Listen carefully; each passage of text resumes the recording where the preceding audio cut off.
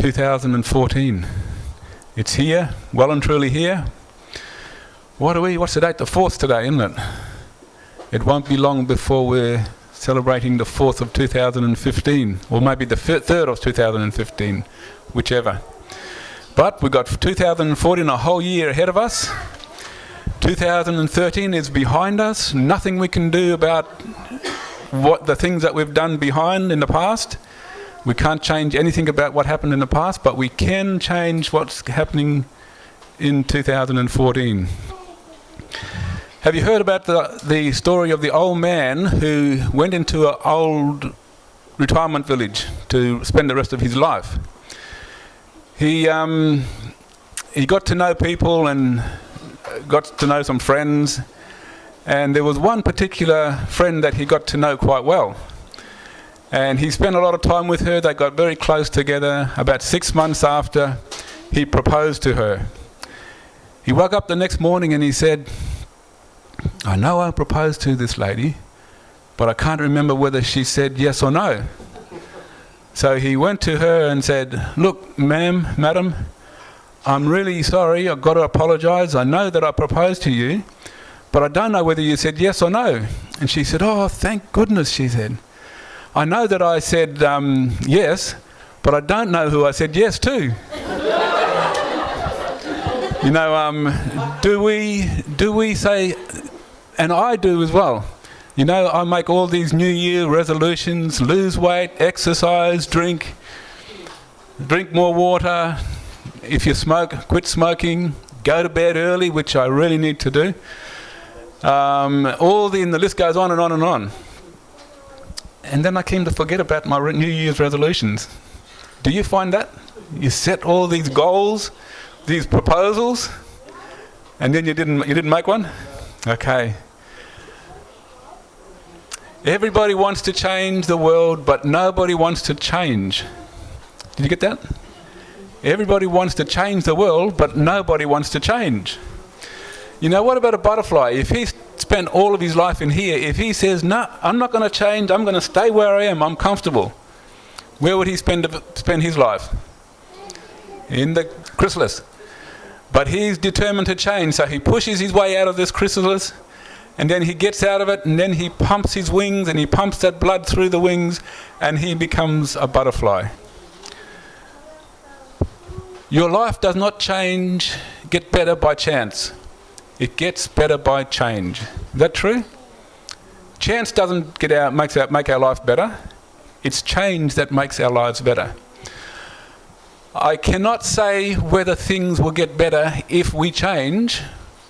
What I can say is that they must change if they are to get better.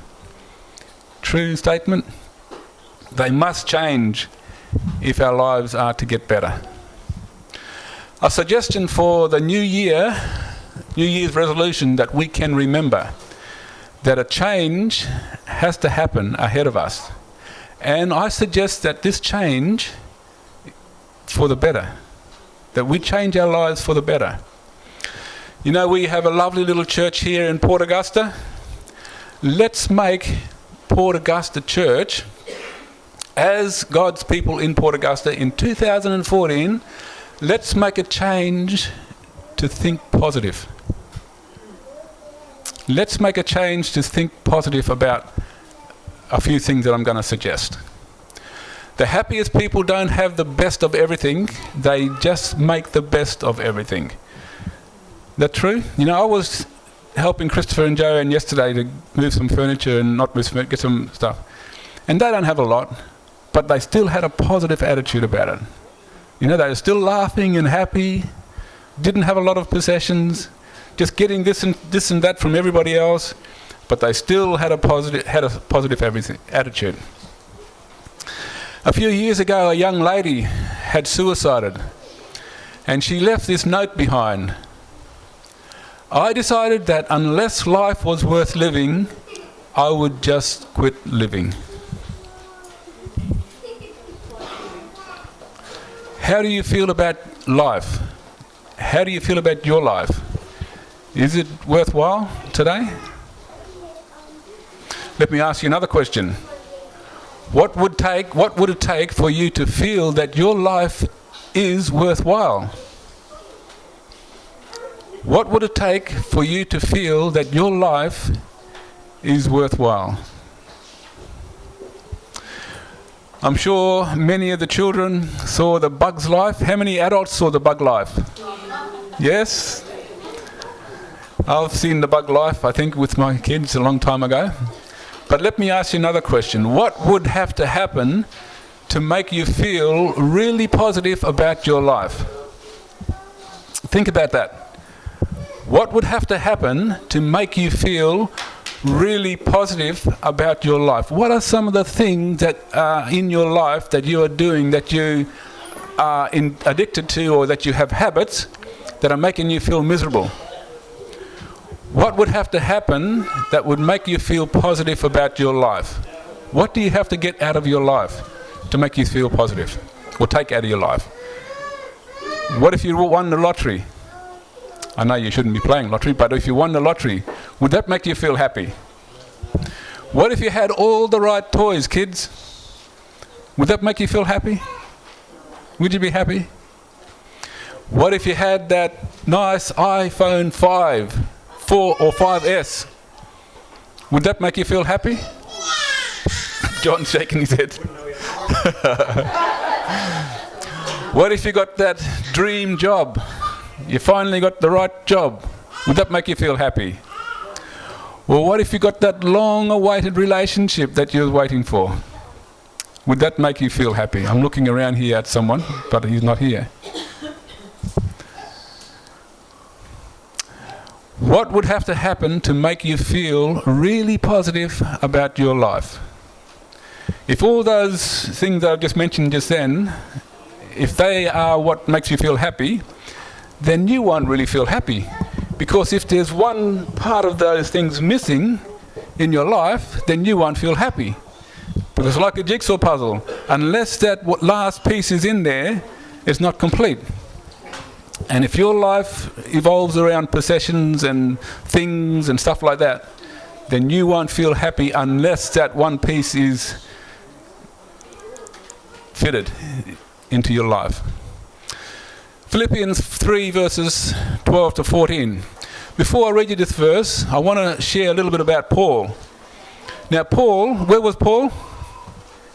He was in prison. He was under hard circumstances. He was, chained up and probably guarded day and night.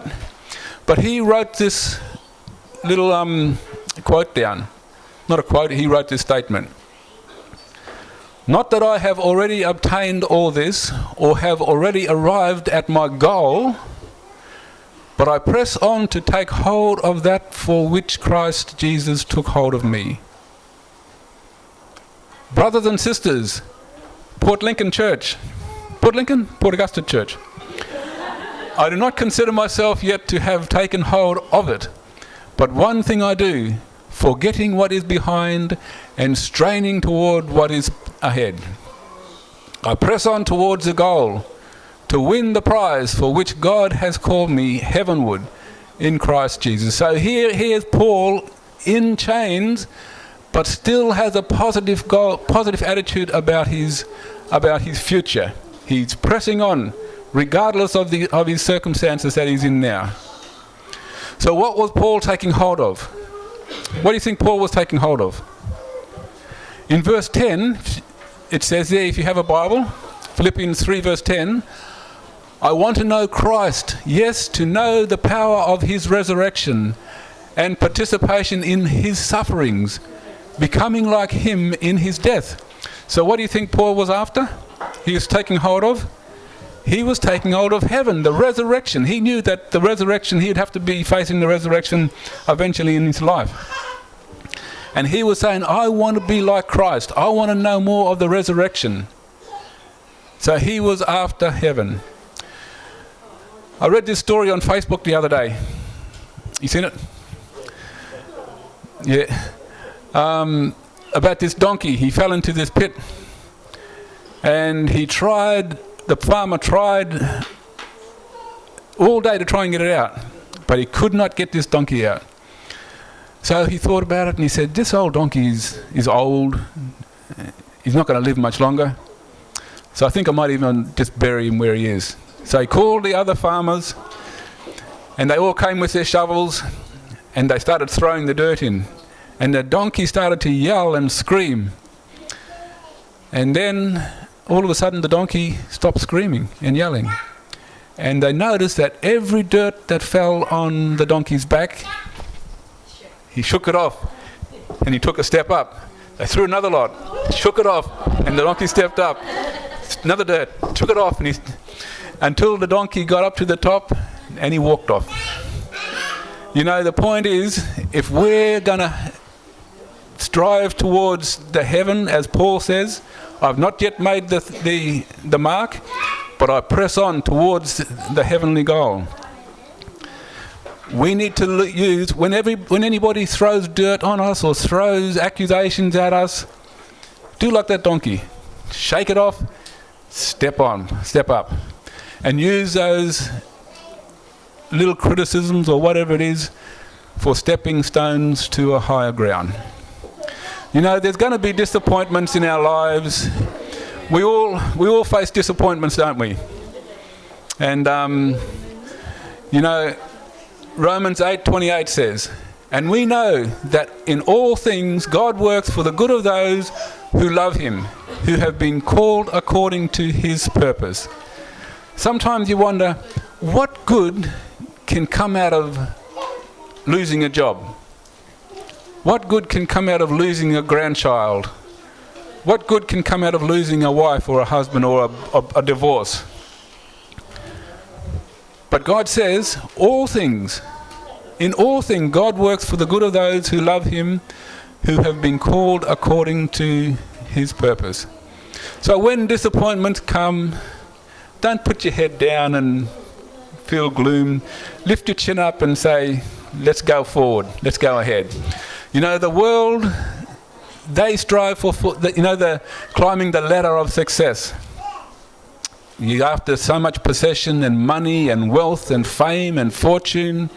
That's the world's way of getting success, climbing the ladder. But we know that we don't have to worry about climbing those ladders of success, because we know that we are already successful through Jesus' love and what he has done for us. And not because who we are, because we are sinners, but because who Jesus is, because his love for us. You know, the world thinks that this world just come out of a big bang, and then all of a sudden this beautiful creation just appeared. Frank said, he made this statement: "It's no wonder that our young people today have poor self-images when they go to school and read books that tell them that they are the product of blind chance, that they are just accidents of nature, unplanned, unloved, and unwanted." And many people today, many children today, because they think that this world is just happened, just chance by chance, they have no self-esteem, or they have no love, or they don't feel wanted. Jim Valando, he was the coach of the Buffaloes. He was a popular man. He started to win the premierships, and he got more and more popular as time went on. He was always happy. He cracked a lot of jokes. And in 1991, he found out that he had an inoperable cancer, bone cancer. Cannot operate. They couldn't do anything. In 1992, Christmas time, he said, "I don't know whether I can be happy about Christmas, because I don't know whether I'm going to see the next Christmas." And he didn't. He died. But what he did do in 1992, he got on his knees and he prayed and said, "I thank God for the 46 years that I have on this earth." He was still positive. Even though he had cancer and dying, he still had a positive attitude. And that's what we need to do. We need to think positive for 2014. Think positive about our lives, our families, and particularly ourselves. The other thing that I would like to suggest is that we think positive about the church in 2014. Let's think positive about this little church here. Some people always criticizing. There is, not just here in this church here, I'm not pointing fingers at anybody, but in every church you go to, there are people who are criticizing the church. You're spending too much money, you're doing this, you're changing this here, you can't do that and you can't do this. But what are they criticizing really? Themselves, because they are part of the church. We are the church. You know the story of Mary Magdalene in Matthew 26, when Mary brought a very expensive bottle of perfume worth a lot of money. She broke the cap and she started to pour it over Jesus. And there was some of the disciples, they started criticizing and said, hey, this thing could have been sold and given to the poor to help them out. But what did Jesus say? He said that what she is doing is a good thing. What her act that she done will be remembered throughout eternity. And still today, we remember what she done. So the things that we do now as a church will go on to remember in many years to come. Happiness is only as valid as the value system upon which it rests. Did you get that? Happiness is only as valid as the value system upon which it rests. What are your value systems? What do you value in your life? What do you have to change to put those values in a different area to make you happy in 2014? The world says that it's pointless going to church. Why do you go to church every week? Why don't you go down and play football? Why don't you go to work and make some money? Why go to church? It's pointless going to work. And also when you put your tax in, they look at your tax return and they say, well, the tax invoices, why did you pay this 10% into your tithe? Or what did you give this donation for to the church? It's pointless. Keep it to yourself. That's the world's way of thinking. But we know, the Bible says in Matthew 6, that we store up treasures in heaven. Jesus considers you as his treasure. And he considers you so much as his treasure that he went to the cross to save you, for you. Taking a risk for God is risky. You stand up for God and you will expect to get criticism. You will expect to get ridiculed, laughed at, mocked. John Wesley was a preacher, a very well-known preacher in the 1800s. And he stood up to preach one day, and after the sermon he came out and this old lady walked up to him and said, Mr. Pastor John Wesley, are you open for criticism?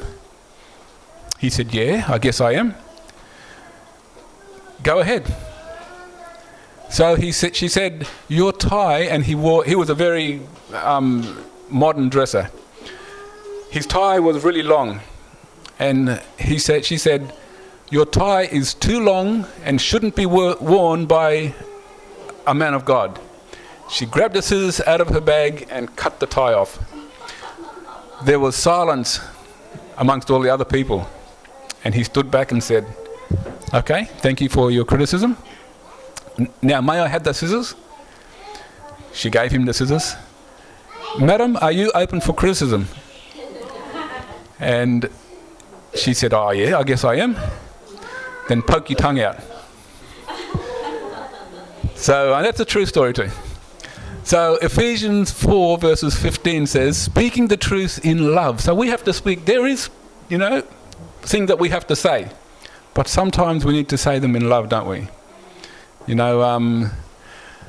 will grow to become, in every respect, a mature body of him who is the head, and that is Christ. Okay, the other thing that we need to do in 2014, have a positive attitude towards others. Sometimes we have a bad attitude towards others, but this time let's try and have a positive attitude towards others. This man here, Robert, what's that? Schuller.